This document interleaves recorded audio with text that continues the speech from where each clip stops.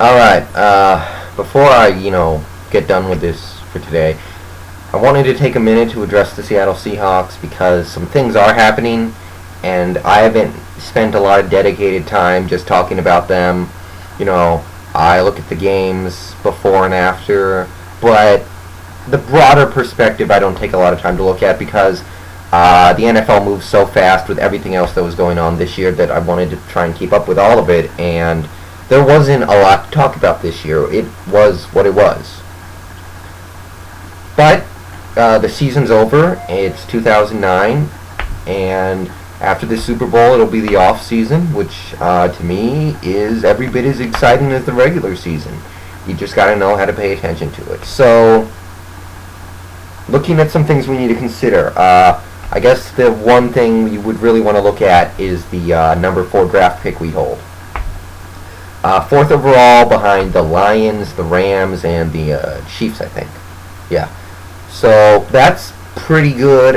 When I knew this team wasn't going anywhere, I was thinking about the draft, and it looked like, damn, we're gonna fall out of the top 5. We might be picking like 8th or 9th. And the Bengals started winning. The 49ers started winning. I think Jacksonville won a couple games that put them ahead of us. Stuff like that. So I think we got lucky with that.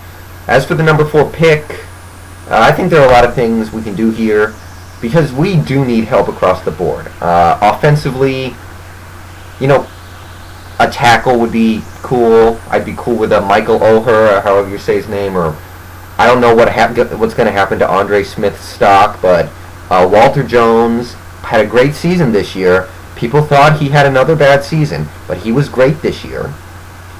Is like 33 or 34 years old, so we got to think about the future. And Walter Jones was very, very important to what we did, what we have done ever since he came to Seattle. So we got to think about that. You generally don't take interior linemen in the top 10.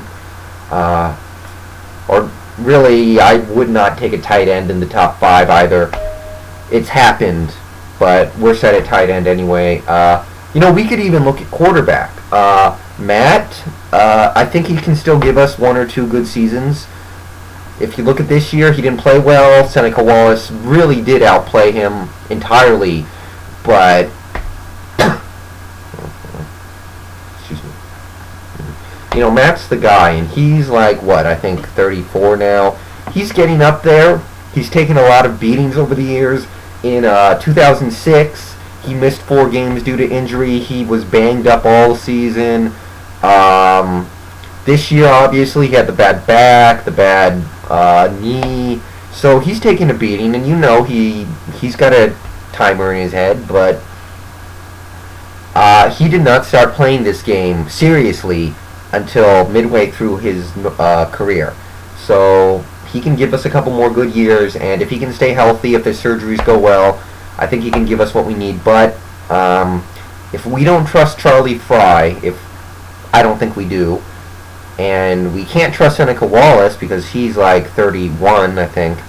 So, and if our coaching staff, our general managers, really like Sam Bradford, who, by the way, in the national championship game that I watched last night, he made some great throws. I know his numbers were not great because he did a couple dumb things, but he was making some sweet throws. I was really impressed. If we really like him, Colt McCoy probably won't declare. Who else? What are the other quarterbacks that might go in the top 5? I don't know if Stafford is still projected to be top 5. I don't think, some people talk about Tim Tebow. I don't think he's going to go in the first 3 rounds. I think he projects to playing actually fullback in the professionals. That's just how I feel. So maybe we look at quarterback if Bradford is there in all likelihood. Probably not. I wouldn't go that path. Running back, I don't think there's anybody we could take in the first round. I'd say in the second round you look at a guy like C.J. Spiller.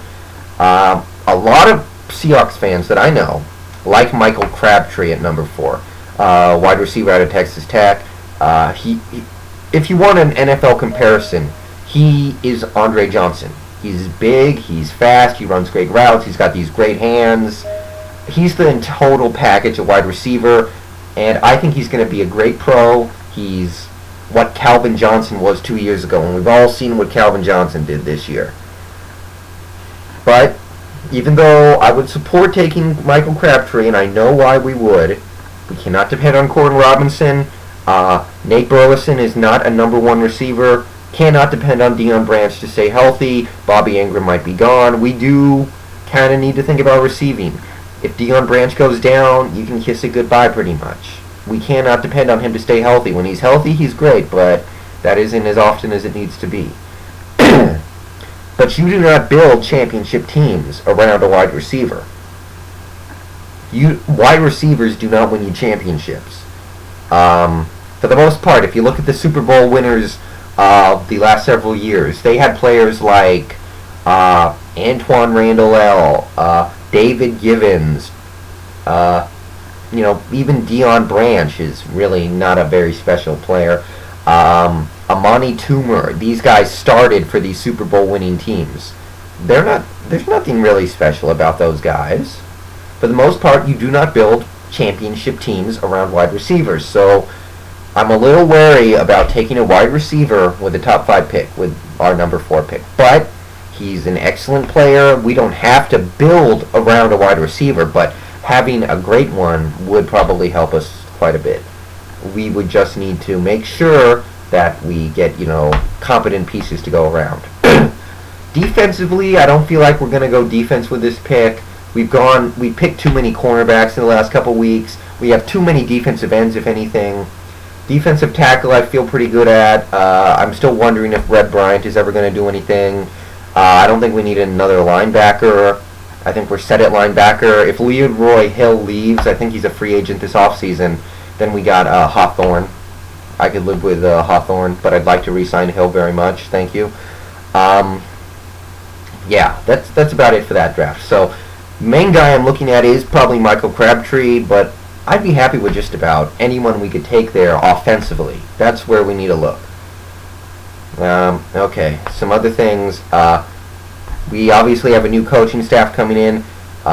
Jim Mora is our head coach. I don't trust him, but I don't support him. I didn't support him rather, but now that he's here, I don't have a choice. I have to support him, and I hope he does well.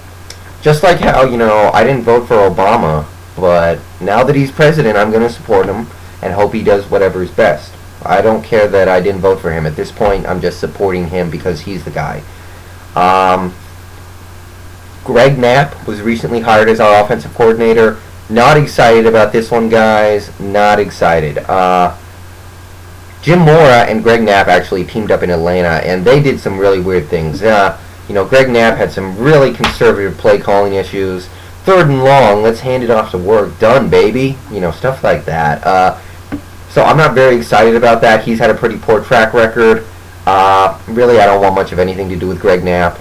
Again, I'll be rooting for him, but his track record does not indicate that he's capable of being successful. So maybe bad coaching is something we're going to have to overcome this year, guys. Defensive coordinator. I'm pretty sure John Marshall is out. He just came off a bad year.